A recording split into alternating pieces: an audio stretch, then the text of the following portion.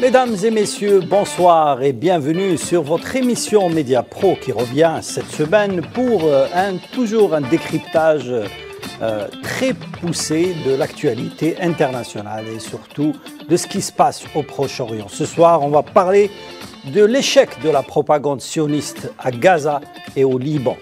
Pour parler de ce sujet très intéressant sur le plan médiatique, j'ai le plaisir d'accueillir ce soir avec nous Nassima Abdelrahman, journaliste, ex-journaliste de la télévision et surtout spécialiste du Proche-Orient. Bonsoir Nassima. Bonsoir Salim et bonsoir à notre ami. Voilà, Faisal. et avec nous Faisal Matawi, toujours fidèle au poste et qui aujourd'hui sera seul. Sofiane Baroudi t'a abandonné ce soir. Il va revenir.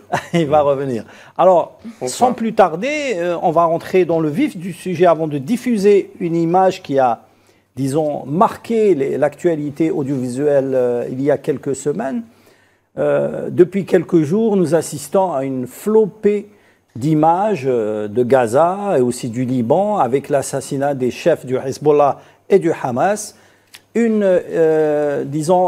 situation dramatique dans la région qui a provoqué une guerre des images entre les chaînes pro-sionistes et les chaînes pro-palestiniennes. N'est-ce pas, Nassima? Tout à fait. Salim, il faut souligner en parallèle avec la guerre sur le terrain, bien sûr, des armes, il y a la guerre médiatique. Oui.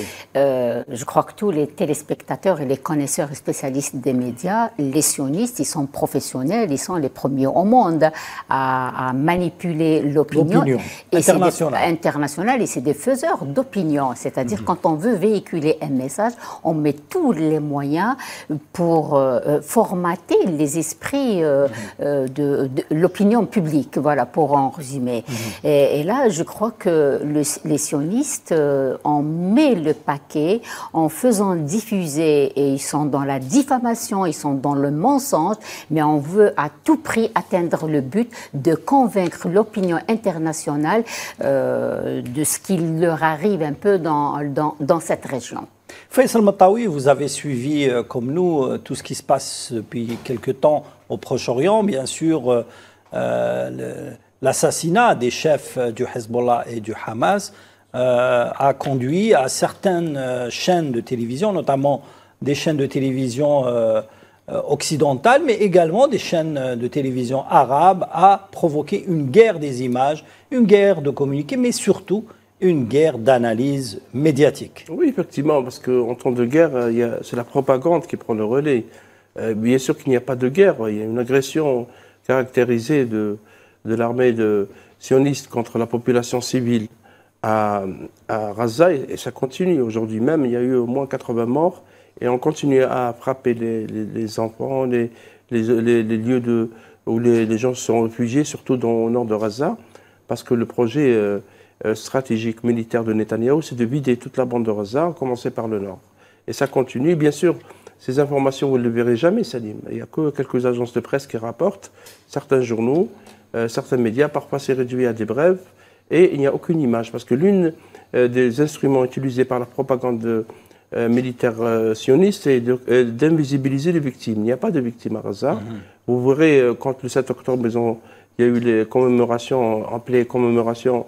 On a beaucoup parlé des victimes israéliennes, des attaques contre le kibbutz. Évidemment, le Hamas présenté comme un groupe terroriste, alors que c'est un groupe de résistance. On n'a pas du tout parlé des victimes qui sont de l'ordre de 42 000 maintenant, aujourd'hui, plus de 10 000 disparus et plus de 100 000 blessés.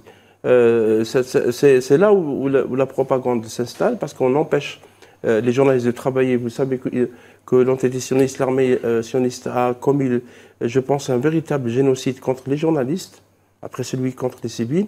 Plus de 170 journalistes assassinés. C'est du jamais vu dans l'histoire. On n'a jamais vu ça dans une période aussi courte, dans un territoire aussi petit, quand tu as un nombre aussi élevé, et c'est assumé, c'est des actes assumés. On a commencé par Chilin Abou Aqla, comme la journaliste de Al Jazeera. a commencé par elle, et on a continué à tuer, à cibler les photographes, les caméramans. Le but est justement qu'il n'y ait pas d'image. Ça veut dire que le programme qui est commis contre la population civile à Gaza, le massacre et le génocide, est commis sans image, et on filtre les images, parce que vous avez évoqué par exemple l'assassinat de Yahya Sinwar, le leader politique, parce que Yahya Sinwar était d'abord un leader politique de Hamas. Il y a eu tout un débat dans les médias israéliens sur la manière avec laquelle on l'a montré, parce que l'idée, la propagande était de le dire que c'est un homme qui se cachait dans les tunnels et qui n'était pas aux côtés de ses combattants. On a même dit qu'il n'était même pas à Gaza, etc. Et là, on le voit arme à la main. Voilà. Avant de revenir un petit peu au débat sur cette question de la guerre des images, je voudrais qu'on regarde cette vidéo, cette réaction de Rima Hassan, la députée européenne française d'origine palestinienne, qui s'est exprimée sur BFM TV et qui a dénoncé le parti pris justement de BFM TV pour l'État sioniste. Voilà ce qui s'est passé après sa réaction. On regarde et on revient au débat. Député. Bonsoir. Bonsoir, vous comprenez les sifflets contre le président de la République ou vous les condamnez ? Oui, alors je vous remercie d'abord de votre invitation. Je me permets juste une toute petite parenthèse et puis je vais répondre à votre question. Je veux simplement dénoncer le fait que vous avez été félicité par Olivier Rafovix, qui est un porte-parole de l'armée israélienne, une armée génocidaire, de votre ligne éditoriale. Et c'est très très important pour moi de dénoncer ça à l'occasion de cette interview, parce que ça dit beaucoup de la ligne éditoriale qu'est la vôtre sur le sujet. Et j'espère que vous vous rendez compte quand même que vous aurez tôt ou tard des comptes à rendre en tant que média. Je réponds maintenant à votre question. Attendez, Rima Hassan. Non, attendez, vous pouvez pas. Attendez, Rima Hassan. Vous pouvez pas. Non, Rima Hassan, pardon. Vous pouvez pas commencer par nous attaquer. On vous invite poliment à répondre à des questions. Sur votre chaîne. Et vous mettez en doute la ligne éditoriale de BFM TV. Je suis libre de mes propos. Je suis libre aussi de dire que vous vos êtes médias est inacceptable. Par un porte-parole de l'armée, d'une armée, c'est inédit. Il n'y a pas de médias qui sont félicités par un porte-parole d'une armée qui, par ailleurs, est pointé du doigt par toute la communauté internationale. Admettez que c'est inédit. Vous mettez en cause le travail d'une rédaction, c'est inacceptable. Parenthèse fermée, moi je fais que relater des faits qui sont reliés sur votre chaîne. Une seconde. Qui sont reliés sur votre chaîne. Vous avez un porte-parole d'une armée génocidaire qui vous félicite du traitement du sujet. Non, une seconde, parce que vous dites vous aurez... J'ai pas beaucoup de temps, je vais répondre à votre question. Non, sinon je coupe, on arrête l'interview. Vous aurez des comptes à rendre, tous les médias, sur la couverture qui est faite. Des comptes à rendre devant qui ? Devant qui, devant quoi ? C'est-à-dire que les médias sont censés informer de façon neutre. Quand vous avez une partie au conflit qui vous félicite, c'est comme si vous aviez le Hamas demain qui vous félicitait. C'est très problématique, admettez-le. Donc là, vous avez une armée qui viole le droit international sur beaucoup de choses. C'est la communauté internationale, c'est les juridictions internationales qui le pointent. C'est très problématique que votre chaîne soit félicitée. Écoutez, stop, on va arrêter l'interview, désolé. On va vous féliciter pour ça, on vous remercie. On va vous féliciter pour vos prises de position et des attaques contre BFM TV, désolé.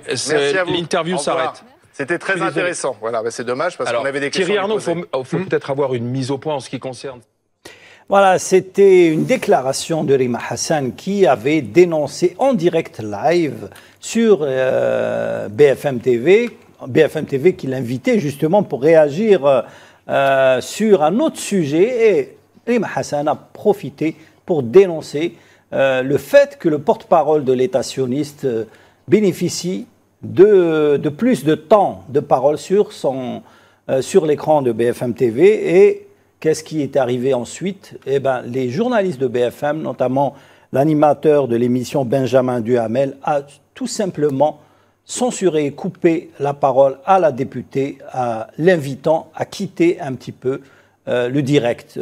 Faisal, ça restera une honte pour BFM TV, une honte parce que ça démontre l'absence de liberté d'expression concernant un média censé être la tribune de la liberté d'expression en France. Enfin, oui, les animateurs, c'était Alain Marchal et Olivier Truchot, c'était le 8 octobre. Et remarquez d'abord la question vicieuse qui a été posée. Vous comprenez les sifflets contre le président de la République ou vous les condamnez? C'était à l'occasion d'un rassemblement organisé par le CRIF, qui est le comité... C'était le Premier ministre Barnier qui, quand il a cité le nom de Macron, il a été sifflé. Le comité représentatif des institutions juives de France, CRIF, a organisé donc un rassemblement. Et on a ciblé Barnier lorsqu'il a parlé de Macron, parce que Macron, la veille, ou quelques jours auparavant, il avait évoqué la nécessité d'arrêter la livraison d'armes à l'entité sioniste. Et donc, on pose la question à Ali Hassan, dont on connaît la position, qui est favorable au droit du peuple palestinien, qui est contre le génocide commis à Gaza. On lui demande de se sympathiser avec Macron ou de condamner. Question donc très vicieuse. Vous aurez noté que BFM TV, j'ai pu le vérifier, a invité Olivier Rafovitz, qui est le porte-parole francophone de l'armée. C'était Rafovitz qui a remercié BFM TV de sa couverture. Il leur a dit, je dis que votre chaîne fait un excellent travail par rapport à la présentation du conflit en fait. Des deux côtés. Bien sûr, mais c'est un scandale. Quand vous avez une armée qui est accusée par la communauté internationale, par le comité, la Cour de justice internationale, par toutes les organisations humanitaires, par des gens qui sont honnêtes, des intellectuels, des écrivains, des chercheurs, qui disent qu'il y a un génocide qui est commis à Gaza et maintenant à Beyrouth et au Liban, et qui sait demain dans quel pays, et qui vous félicite pour le travail. Ça veut dire que vous êtes de mon côté. Ça veut dire et là, c'est une confirmation. Tout à fait. Il n'y a pas que ça. Il n'y a pas que ça, parce que Olivier Rafovitz a été invité par BFM TV, c'est vérifiable partout, le 25, le 27, le 28, le 29 et le 30 septembre. Ça veut dire pratiquement il était chaque jour à l'antenne. Et le 1er octobre, Olivier Rafovitz a été interviewé 9 fois par tous les médias d'information français, c'est-à-dire les LCI, le CNews, etc. Est-ce que vous avez vu, à cette période, un représentant de la Palestine parler? Est-ce que, Hamas est qualifié Le Hamas est quasiment absent des écrans français. C'est exactement la même technique qui est appliquée pour l'Ukraine, parce que pour l'Ukraine, il n'y a que les Ukrainiens qui parlent. Les Russes n'ont jamais le droit à la parole, ou si on reprend des extraits, on les fait sortir de leur contexte, sinon on les attaque. Donc vous voyez, effectivement, c'est un parti pris. C'est un parti pris flagrant. Et Rima Hassan a eu raison de dénoncer cela. Et bien sûr, elle a été coupée tout de suite à l'antenne, elle a été censurée. Après, évidemment, on a fait une émission pour essayer d'expliquer. Rima Hassan nous a menacés. Rima Hassan nous a insultés. Rima Hassan est lynché depuis plusieurs mois par ces mêmes médias qui sont proches de l'extrême droite et la droite française, depuis qu'elle a pris position, depuis qu'elle porte le kéfier, qui est elle portait le kéfier, justement. Le kéfier palestinien, elle est insultée, lynchée, etc. On lui donne rarement. Mais cela dit, cette affaire a donné une très très mauvaise image de BFM TV. Ça confirme l'image de cette chaîne. Qui a pondu un communiqué laconique, disant voilà, tiens à rappeler que le travail rigoureux, impartial, équilibré de sa rédaction, dont témoigne le déploiement sur le terrain de cette équipe en Israël et au Liban, elle ne dit pas la Palestine, elle dit en Israël. Oui. Et la diffusion vendredi, dimanche d'un document exceptionnel réalisé BFM TV grâce aux journalistes palestiniens à Gaza. Oui, oui. Juste pour préciser, voilà, on est avec tous les camps. Quoi. Mais c'est sur une année. Si on fait une analyse de contenu de BFM, pas que BFM, mais aussi CNews et LCI, sur une année. On rappelle que BFM a changé de propriétaire. Oui, c'est Rodolphe Saadé qui est actuellement patron. Si vous analysez le contenu de cette chaîne durant cette période par rapport à l'agression israélienne contre le peuple palestinien, Gaza et le peuple libanais, vous pouvez faire. Il y a des spécialistes de ça qui font l'analyse de contenu. Comptez le nombre d'heures consacrées à des représentants de l'État sioniste, de ceux qui représentent le droit international ou l'ONU ou même les Palestiniens. Ils sont inexistants et ces chaînes participent même aux attaques contre la famille. C'est très intéressant les chiffres que vous avez donnés sur Rafovitz. Oui, c'est très justement. Vous êtes une observatrice des médias arabes et francophones. Et donc, essentiellement vous voyez un petit peu le parti pris des médias français concernant l'État sioniste. Écoutez, Selim, aujourd'hui, les médias occidentaux, ils veulent à tout prix formater l'opinion publique de manière à faire basculer les sionistes et les présenter comme victimes.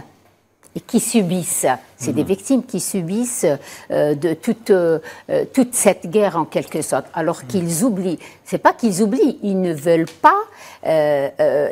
pas dénoncer tout ce génocide qui est exercé sur un peuple sans puissance, qui est le peuple gazaoui et le peuple libanais aujourd'hui.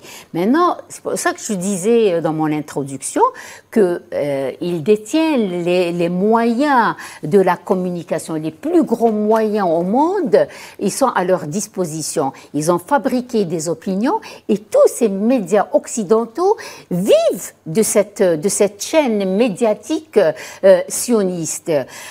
c'est tout à fait normal aujourd'hui qu'il fasse la propagande parce que c'est les bailleurs de fonds. Sinon, ils partiraient tous, ils rentreraient tous chez eux.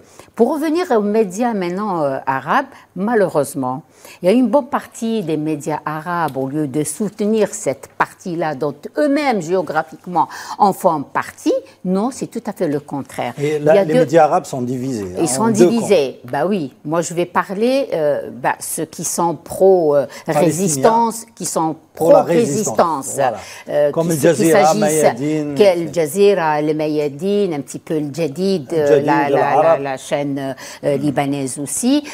Ceux-là, on voit le temps de parole attribué, bien sûr, aux représentants des partis politiques, de la résistance, les porte-paroles de la résistance, Hamas, que ce soit Hamas ou Hezbollah. Mais par contre, d'autres médias arabes qui sont ils sont beaucoup plus sionistes que le sionisme lui-même. Là, il y a 2 jours, on assiste à la diffusion, malheureusement, d'un reportage réalisé par une des chaînes arabes sur Senwar et sur les mouvements de résistance, et qui les qualifie de terroristes. Ils ont mélangé les... Ils sont qualifiés de terroristes, ils sont assimilés au Daesh. Alors qu'eux-mêmes, ils ont alimenté les commanditaires de ces chaînes-là. C'est eux qui ont alimenté le Daesh. C'est eux qui c'était leur fabrication. Quand on parle des médias aujourd'hui, le temps de parole, pour revenir au point qu'il vient d'évoquer Faisal, le temps de parole, le timing consacré à cette partie de sionisme, les porte-paroles israéliens, il est considérable au point pratiquement Hamas, c'est niet, c'est banni, Hezbollah, c'est idem. Les quelques partis politiques, les quelques intervenants, qu'il s'agit de Palestiniens à travers Dr Mustafa El-Barghouti, parce que c'est un petit peu l'aile politique de Fatah et pro-Hamas, il faut le reconnaître. Il n'est pas non, je veux dire, il a quand même pro-résistance.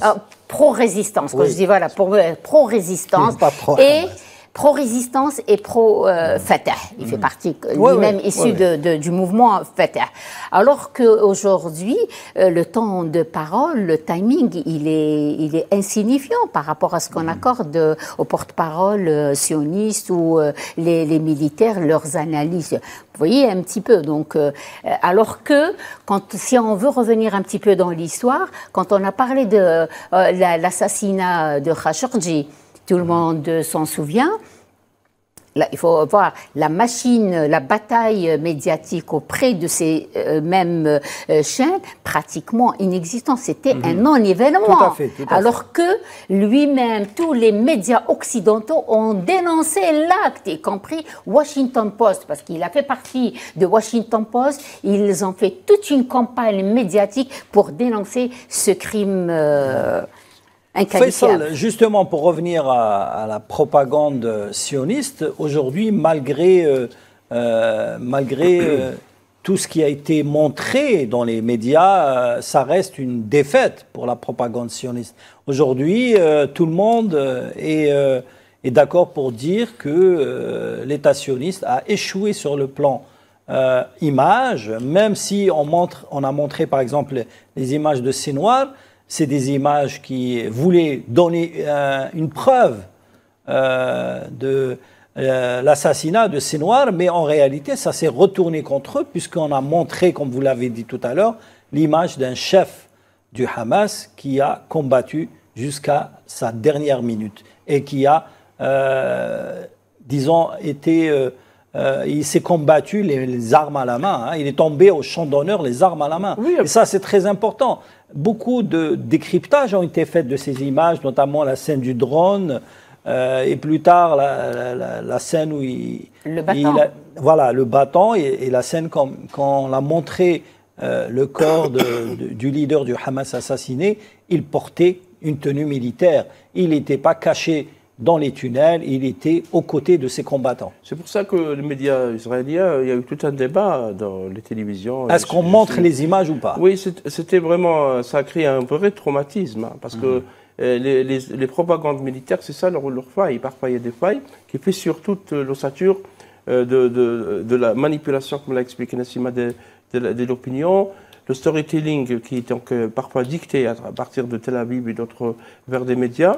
Et donc, c'est pas l'image qu'on présentait de Senoir. Et la question était, est-ce que c'est une photo historique, une image historique ou une erreur? Mais il s'agit bien sûr, et on a souligné ça déjà, que ceux qui ont fait sortir ces vidéos ont été sanctionnés par le militaire sioniste, parce qu'ils ont compris que ça a un effet dévastateur sur les foules et l'image du battant de Senoir qui... On rappelle qu'il était blessé. Oui, il était blessé. Le battant pour attaquer le drone a fait le tour du monde. Et même, il y a même maintenant des dessins, il y a une production autour de cette image qui est symbolique, symbolique par rapport à un peuple qui a été écrasé. On utilise des centaines de milliers d'explosifs pour tuer parfois 1 ou 2 hommes, comme c'était le cas pour Hassan Nasrallah. Ce qui est étonnant, il y a eu des décryptages comme ça sur les plateaux de télévision, mais ils n'ont pas dit c'est un homme seul dans un appartement, blessé, et ils avaient peur d'envoyer une troupe ou quelques éléments pour faire ce qu'on appelle le face-à-face, ou bien le combat au corps à corps. On a préféré bombarder la bâtisse.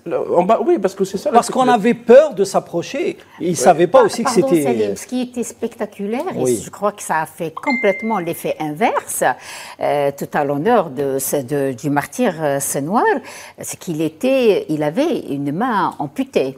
Il avait une partie, le bras amputé. Donc il a continué malgré... il était blessé. Il était blessé. Il avait complètement, d'ailleurs, certains médias libanais, ils ont un petit peu évoqué ce détail, qui connaissent en profondeur un petit peu à travers leur leader. Et il a continué à résister au point, il a essayé de jeter le bâton sur le drone. Pour toucher le drone. Toucher le drone. Vous imaginez un petit peu. Alors qu'en diffusant ces images, les premières images qui ont été diffusées, ils pensaient que ça allait faire le boom. On s'est débarrassé de ce leader, de ce Senoir qui a été... Le chef de la résistance, qui menace Israël. L'ennemi public numéro 1. L'ennemi public numéro 1, effectivement, et tout, alors que ça avait fait l'effet inverse. Je vais rajouter autre chose, Nassima, c'est que Senoir, il y a une année, il n'était pas connu des médias. C'est vrai que c'était le cerveau du 7 octobre, mais on ne connaissait pas trop son parcours. Les médias israéliens ont diffusé quelques images de son interview en hébreu, avec la télévision israélienne à l'époque, pour montrer véritablement que le cerveau de l'attaque du 7 octobre était quelqu'un qui connaît la culture israélien, qui connaît la culture... D'ailleurs, je ne sais pas si dans ce documentaire, vous avez remarqué quelque chose. Ils ont parlé qu'il n'a jamais souri à un Israélien, y compris pendant les interrogatoires, alors que lui, dans la cellule, il avait ses copains, ses amis, il rigolait, il discutait. Mais face à un sioniste, aucun sourire. Alors, moi, j'ai suivi beaucoup de reportages. On a même dit que, par exemple... quand il était en prison, il faut rappeler, il est resté 25 ans, je crois. 25 ans. 25 ans en prison. Il a reçu une opération du cerveau. Il était très malade. Il a été, sauvé par cette opération. Et depuis, ils se sont rapprochés de lui pour qu'il soit le lien, parce qu'il faut préciser qu'il a été avec son frère, je pense Ahmed Senoir, qui a contribué à la libération du soldat de l'armée sioniste d'occupation Gilad Shalit, qui a été libéré. Depuis on l'a libéré, mais au lieu de poursuivre la collaboration un petit peu qu'il avait entamé en discutant avec les services du Shin Bet et du Mossad, il a préféré couper toute communication et rentrer définitivement dans la clandestinité et la résistance. Il avait une stratégie. Il avait une stratégie, il savait qu'est-ce qui l'attendait. Il savait très bien que la lutte, elle n'était pas finie à sa sortie de prison. Hein, c'est un visionnaire et surtout un chef militaire. Il ne faut pas oublier un détail qui est très important. Au lendemain de l'assassinat de Smaïl Haniyeh, donc on parlait déjà de la succession. Et là, le fait d'avoir désigné Yahya Sinwar comme successeur de ça a surpris les Ça a surpris parce qu'il fallait à un moment donné entamer les négociations. Mais avec qui on va négocier? Là, ils ont mis face au sionisme le Yahya Sinwar. Merci Nassima. On fait une courte pause de publicité et on revient au débat.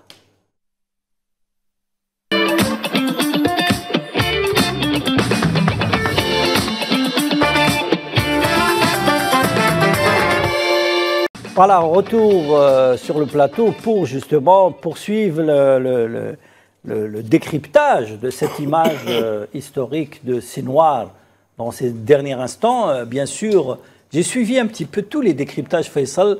Le plus intéressant a été les médias anglais, mais surtout Al Jazeera. Al Jazeera, fidèle à sa tradition, a défendu un homme révolutionnaire. Et sur les réseaux sociaux, il y a eu une flopée d'identification de Sinwar par rapport au chef de la révolution algérienne. Bien sûr, parce que la résistance est une idée. Israël, l'entité sioniste, a tué Cheikh Yassine au début. Il faut rappeler que c'est un homme handicapé assis sur un fauteuil roulant, qui malgré ça, il a été ciblé par un missile. Vous voyez en plein Fajr, juste la prière de Fajr. Le niveau de l'horreur qu'a commis cette entité, elle pardonne à personne, ni aux femmes, ni aux enfants, ni aux bébés.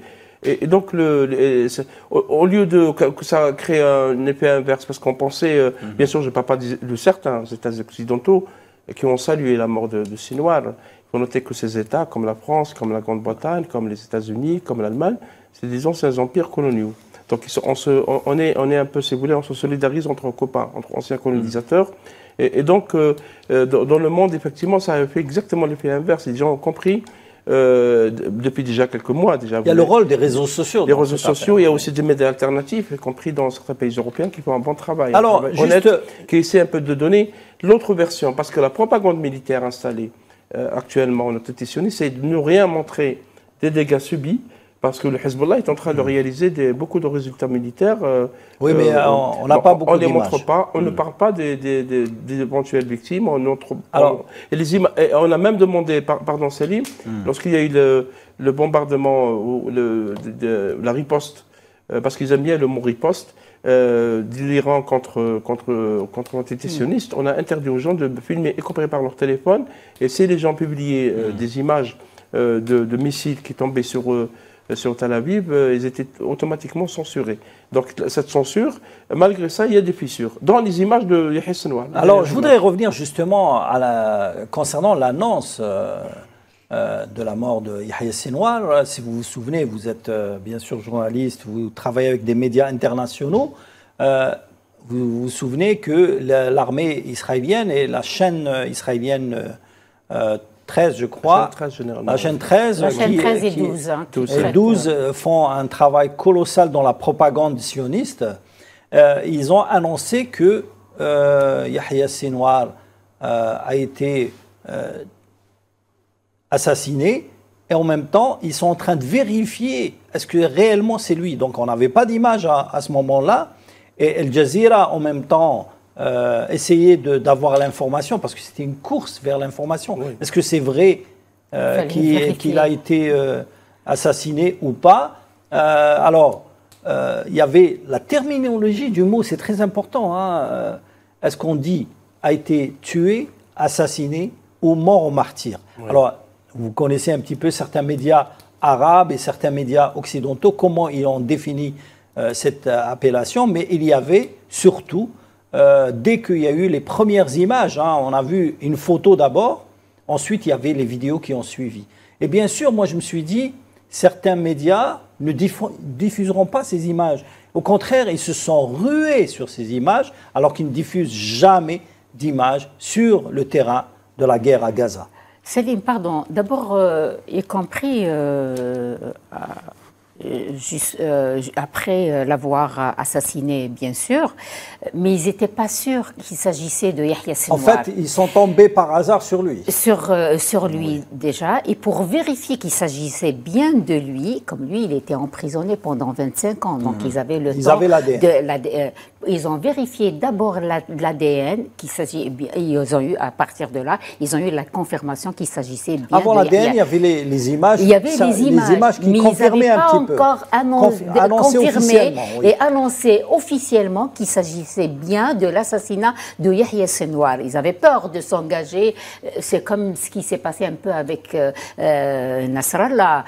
Donc, à ce jour... Nasrallah, il y a eu 24 heures avant d'annoncer officiellement. Tout à fait. Alors, ils ont attendu les examens, les résultats de l'ADN pour annoncer officiellement qu'il s'agissait bien de Yahya Senwar. Ça veut dire qu'il y a un problème dans le renseignement militaire israélien.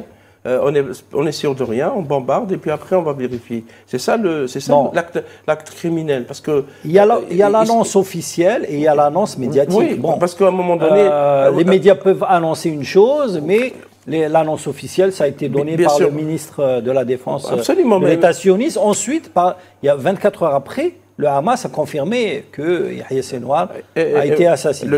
Yahya Senwar, déjà, les médias sionistes ont annoncé sa mort à plusieurs reprises. Il est mort, il a disparu, il est mort de sa maladie, etc.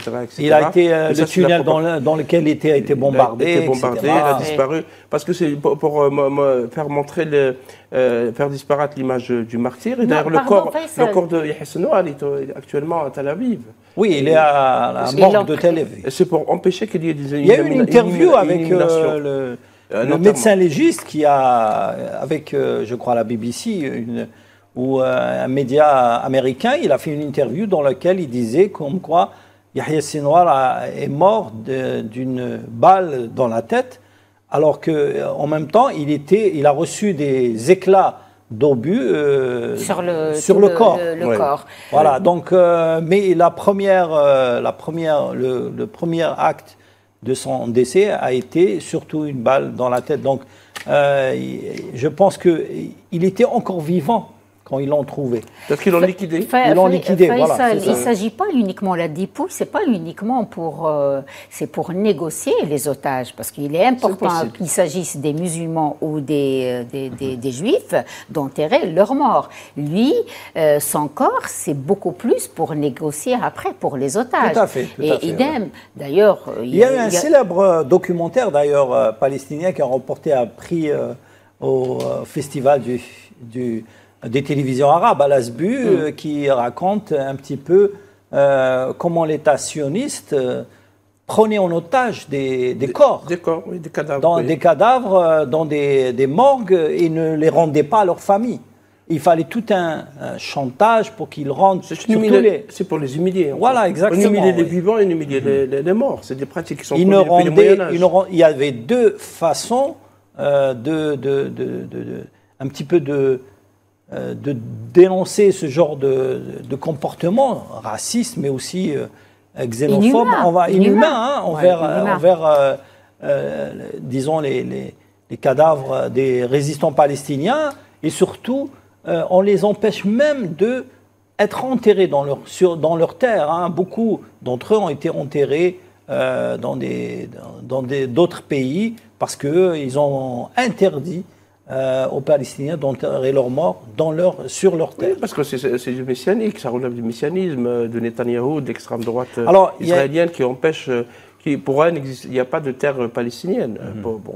Ils sont en train de continuer dans la même lancée. Nassima parle de négociation, mais Netanyahou veut négocier avec personne. Senwar était l'homme avec qui il pouvait négocier. Il y a eu réellement une volonté de faire un cessez-le-feu à Gaza. Or, on tue. Parce que l'antitétionniste tue Moi, je voudrais les revenir gens avec qui elle peut négocier. Je voudrais revenir sur le plan politique. Faisal, à ce que disait Nassima, c'est la nomination de Senwar qui était sur le plan médiatique inattendu. Et c'était un affront lancé. C'était un affront lancé aux sionistes. Si vous voulez négocier, vous devez passer par Senwar. Ils ne veulent pas parler avec lui. Et lui, automatiquement, il a refusé de négocier, parce qu'on lui a dit, écoute, on te fait un tunnel. Certains pays arabes ont offert un tunnel pour sortir de Gaza, lui et sa famille. D'ailleurs, on montre ces derniers jours des images de face, parce qu'ils ont les images de dos de ces Noirs en train de quitter un tunnel, et ils le montrent de face en confirmant que c'est lui. Donc ils avaient les images en champ contre champ de ces Noirs dans les tunnels de Gaza. Aujourd'hui, ils ont annoncé que ces Noirs avaient refusé catégoriquement après l'assassinat de Haniyeh et même de Nasrallah, de libérer les otages en contrepartie de sa libération, un petit peu de la libération de sa famille. Parce que ça aurait été un peu égoïste de sa part, et c'était contre ses valeurs.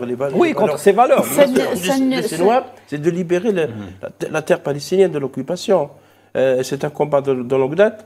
Et la négociation suppose qu'il y a une partie qui reconnaît une autre. Mais c'est pour ça que c'est un peu compliqué de discuter avec des occupants qui tuent en même temps des civils, qui bombardent des écoles, des hôpitaux, qui réduisent à la famine la population. Gaza, 85% des aides actuellement n'arrivent pas à Gaza, et en même temps on veut négocier avec vous. C'est pour ça qu'on veut toujours à chaque fois rebondir sur l'idée que, c'est comme on l'avait évoqué dans l'émission précédente, que la résistance c'est une idéologie, elle ne se limite pas à un homme. Cet homme, il peut disparaître, d'autant plus qu'eux-mêmes, ils sont préparés pour mourir. D'ailleurs, Nassima, je ne sais pas si tu as vu sur les réseaux sociaux, ils ont montré un message de ces Noirs qui disait dans un discours « Le meilleur cadeau que peut offrir l'État sioniste pour moi, c'est que je meure, c'est de mourir en martyr. » C'est le meilleur cadeau que puisse lui offrir. Et on ne peut pas tuer une idéologie. Et là, par l'assassinat de ces Noirs ou de Hassan Nasrallah ou de Haniyeh et d'autres leaders, qu'ils soient libanais, palestiniens, irakiens et autres, qui militent aujourd'hui côte à côte avec pour la cause palestinienne et ce génocide contre ce monde arabe sans puissance.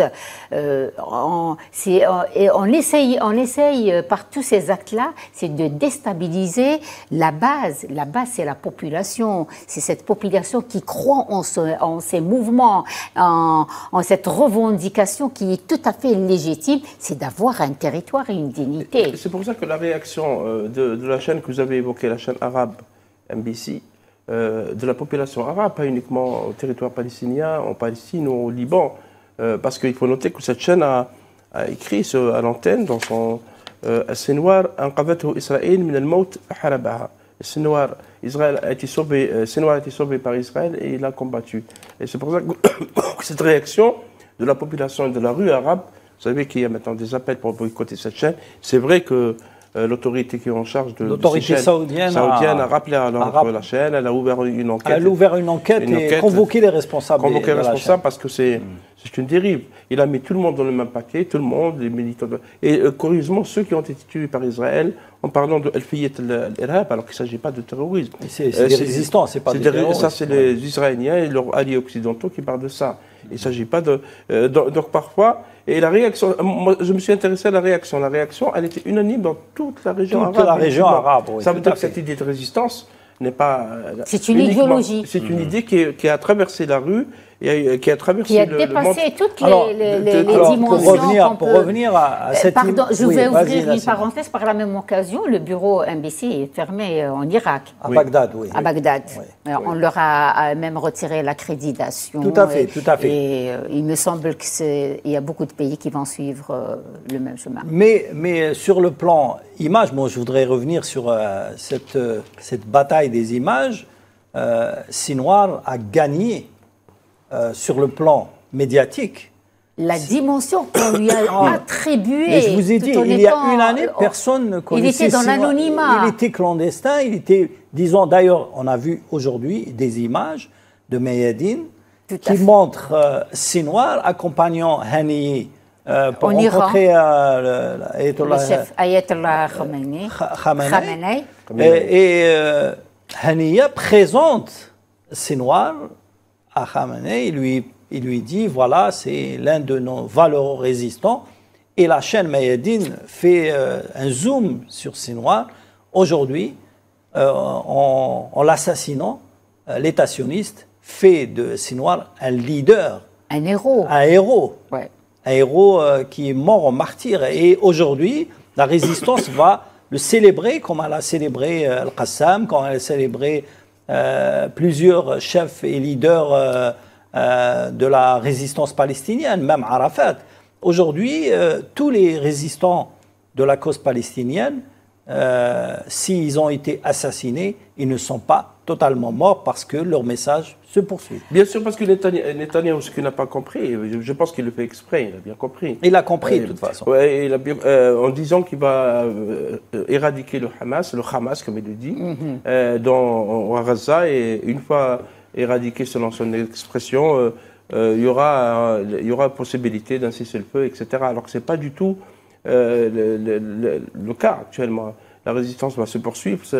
La résistance du peuple palestinien dure depuis 70 ans. C'est vrai qu'il y a des hauts et des bas. Il y a beaucoup de trahisons en cours de route, comme ces dernières années, malheureusement. Mais la résistance est toujours là. Hier, c'était Cheikh Yassine, il y a eu Sinwar, il y a eu Haniyeh, Khaled Mesh'al, etc. Khaled Mesh'al est encore vivant. Il est toujours vivant. Non, ça veut dire qu'il est toujours là, qu'il peut continuer le... Ils ont fait une tentative d'assassinat. Ils ont déjà tenté en Jordanie. Le Mossad a essayé de le tuer. Là, à l'époque, le roi de Jordanie l'a sauvé. Et ça veut dire que cette série d'assassinats était ancienne. Alors, pour revenir à la propagande, pas seulement de l'État sioniste, la propagande des médias occidentaux, j'étais en train de regarder un petit peu, comme disait BFM TV. Salim, je voulais juste ouvrir une petite parenthèse par rapport à Yahya Sinwar.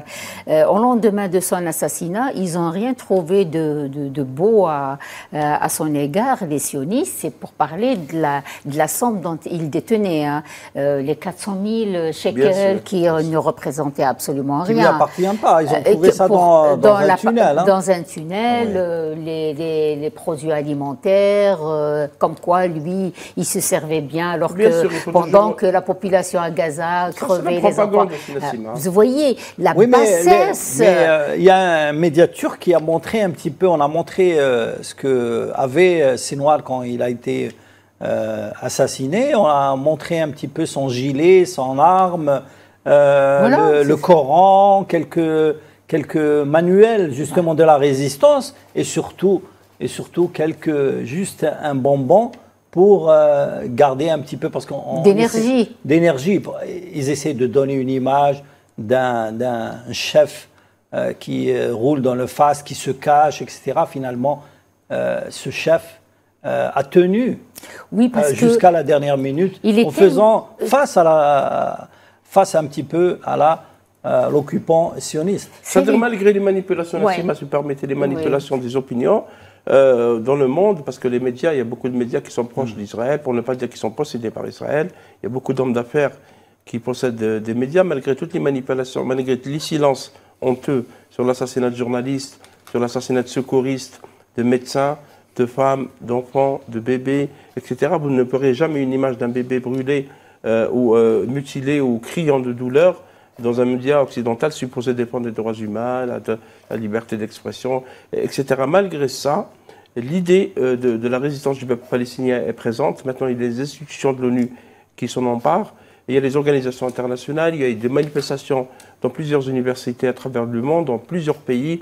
Il y a des pays qui sont en train de rompre les relations diplomatiques, d'autres qui suspendent la livraison d'armes, d'autres qui pensent que peut-être il faut aller plus loin dans sanctions d'un régime qui ressemble au régime de l'apartheid de l'Afrique du Sud. Donc je pense que toute la propagande militaire n'y peut rien contre ça. Merci Faisal, tout a été dit justement dans cette bataille des images. Ah oui. L'État sioniste a vraisemblablement perdu la guerre.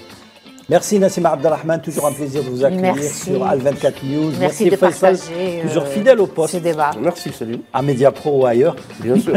Et voilà, restez branchés sur Al24 News, l'info continue. Bonsoir.